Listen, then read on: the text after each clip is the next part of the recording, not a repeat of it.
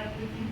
As the junior also asked me the questions, number of questions which maybe from now what we also will do as well. So these are all the students which are from working rural areas. We are also with us Professor Shailesh Mehta sir, Dr. Shailesh Mehta sir, who is from Department of Life Sciences and Certificate University. All these three is not their individual, but we all work together. They have worked together since years to years, and હવે મેં વાત કરું કે પાંચમી generation EC એટલે ઘણું બધું એમની પાસે નોલેજ હોય તો ઘણી વાર કેવું હોય કે આપણે સાથે થોડું પૂછીએ ને તો એમને પણ નવા આઈડિયાઝ તમને અત્યારે ક્લિક કરી શકે. So I request sir to just have few words with our students. Thank you all. Which language to require? Gujarati, Hindi, English. જે તમે અનુભવ હોય બોલો, નો પ્રોબ્લેમ. ગુજરાતી સમજી શકે છે બધા? ગુજરાતી બધા આવડે? Okay fine. આપણે સવાલોની શરૂઆત કરીશું આ બાજુ. જેને ઇલેક્ટ્રોન ક્લાસિકલ બોટની આપણે એનો દાતા ગિરનાર લગભગ 5 થી 7 વર્ષ થઈ ગયું. એટલે જુનાગઢ મારા માટે રજાયું નથી. બાવડીમાં 20 વર્ષ સુધી પરીક્ષાઓ લીધી. અને વોટરના છોકરાઓથી 3 હેડ મારા વિદ્યાર્થીઓ લીધી. મારા બે તો છે નહીં દુનિયામાં. પણ ટૂંકમાં જે એને કીધું ને આખી પેઢી પૂછો શક્ય મારા જવાબ આપી. માઇક્રોબાયોલોજી પછી જાણકારીની પ્રમાણ બહુ જુદો મારો સબસિડરી વિષય હતો અને તે એનિમલના ડિફેક્શન કરેલા. હવે અત્યારે કંઈ છે જ નહીં લાઈફ સાયન્સમાં ડિફેક્શન માત્ર બોટની જુદો આપવું કે કઈ હોય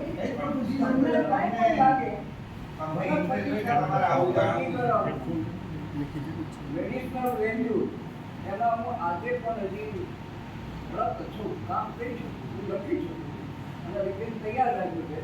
2 જણાએ સ્વીકારેલું છે, સ્વીકારાય પછી કઈ ખ્યાલ આપવો બને.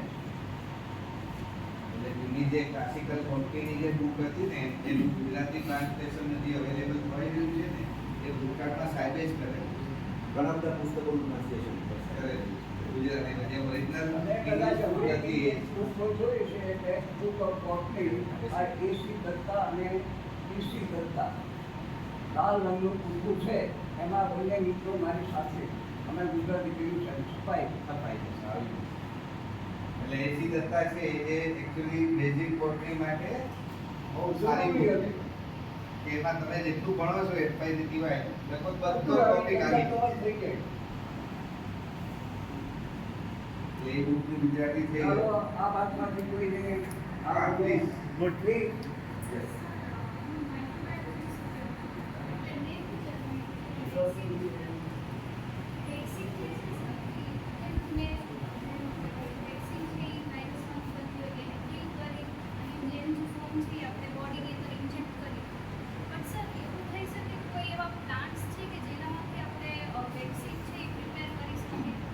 ડેફિનેટલી જો વેક્સિન બનાવવું એ પહેલાં શેના માટે બનાવવું છે એ આપણે જાણવું જોઈએ.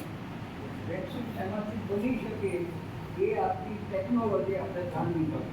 આ 2 વસ્તુ તમારી પાસે ક્લિયર હોય તો તમે ટેસ્ટથી બનાવી શકો. Nothing is impossible. માણસે એની પાછળ કાર્યરત થવું જોઈએ. મારું પોતાનું છે એટલે ઉદાહરણ આપે એવું નહીં. ફોટોગ્રાફી આપણો વિષય છે નહીં. મેં પીએચડીમાં ફોટોગ્રાફીમાં મને મારા પીએચડીના જે બારનો રેફરી હોય ને મેરઠ એટલે યુપીમાં પૂછેલો કે હું બી ફોટોગ્રાફી એટલે મારો જવાબ હતો કે સાહેબ if you provide me the facility એટલે લેબોરેટરી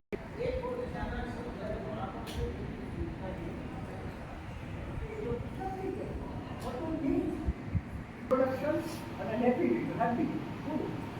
એને જર્મનીમાં જવાબ આપ્યો અને તમારે ત્યાં સરદાર પટેલમાં જર્મની ટ્રીપ કમ્પલસરી હતી. જર્મન પડે 2 જવાબ આપ્યા છે. હવે મારે કાંઈ પૂછવું નથી આ છોકરા કારણ કે એવું બહુ મારી શીખેલું. એટલે કહેવાનો અર્થ આની પાછળ એ છે કે તમે જે કરવા માંગો છો એની પાછળ તમારે મંડી ભરવું છે. માત્ર એક વસ્તુ ન કરો. એમાં ચીપીઓ જોઈએ, શાંતિ જોઈએ, ભાષણ પણ જોઈએ, ગરમ પણ કરવું જોઈએ, ઠંડુ પડવું જોઈએ, એને ફિલ્ટર પણ કરવું જોઈએ. ત્યારે એ જે વેક્સિન બને એ આપણને કામ આવે. બરોબર? તો કે બીજા કોઈ જાણ્યું હોય માઇક્રોબાયોલોજી 90 ડેઝ સુધી આપણા રિપ્રોડક્શન માટે સેલ છે એ ડિવાઈડ થાય છે. તો 90 દિવસ એ નવા કોષો બનવા માટે એની જરૂર છે.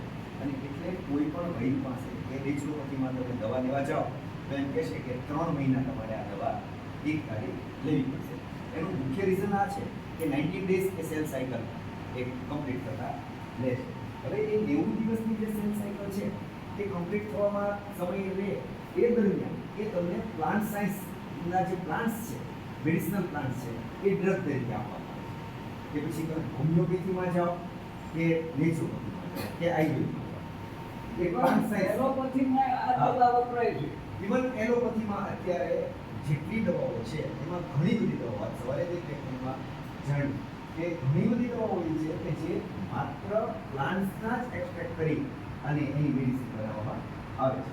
તો આ 90 દિવસ સુધી તમે જો લ્યો તો તમારું ઇમ્યુન સિસ્ટમ એટલી ડેવલપ થઈ જાય છે કે તમારે કોઈ પણ એન્ટી ડ્રગ કે વેક્સિનની જરૂર નથી. બોડીના સેલ પોતે જ એટલા સરસ રિએક્ટ કરવા માટે એ સક્ષમ છે કે તમારે એડિશનલ કશું જ પણ જરૂર નથી.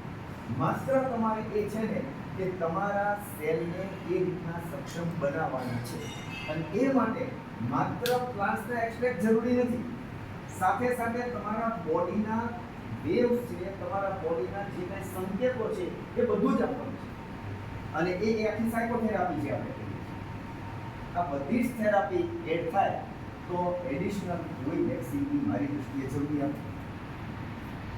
તો તમે પોતે જ અંદરથી એ બધા જ કેમિકલ ઉત્પન્ન કરી શકો છો. તમારું બોડી બધું જ ઉત્પન્ન કરવા માટે સક્ષમ છે કે જે કેમિકલ્સની એને જરૂર પડશે ને એ પોતે